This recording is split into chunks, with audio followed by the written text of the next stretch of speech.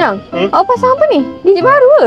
Cantik lah saya tengok. Bukan awak je cakap cantik. Yang ni 70 mile dashcam 4K Omni. Bukan calang-calang dashcam tau. Ni kira macam bodyguard untuk kereta kita. Awak tengok, dia memang boleh pusing 340 darjah. Tapi dia kan wide, so dia akan nampak juga 360 darjah tu. Siang ke malam, gambar dia memang akan still clear yang. Kamera dia ni yang 4K. So kita nak zoom nombor plate tu pun jelas nampak. Elok sangat lah tu. Kalau awak pergi rumah jalan dia mana-mana, saya boleh zoom nombor rumah dia.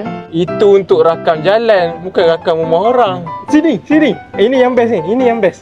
Dia boleh rakam depan tu dengan belakang pun ada sekali. Katalah kita tengah makan nasi, ada orang hentam kereta kita. So bila tengok balik, kita boleh tengok semua angle. Kita tak payah cari dah siapa yang langgar kita. Yang, tengok saya buka apps, so boleh nampak live view. Bila ada hentaman ke apa, dia terus akan alertkan kita. Macam Canggih oh. Ingatkan rumah je ada CCTV. Sekarang kereta pun ada. awak suruh dia ambil gambar. Take a selfie. Cepat ready. Ready. 3, Peace. 2, 1. Peace. Senang cerita yang saya nak tinggal kereta kat mana pun tak risau dah. Haa lah. Ni baru betul namanya teman perjalanan.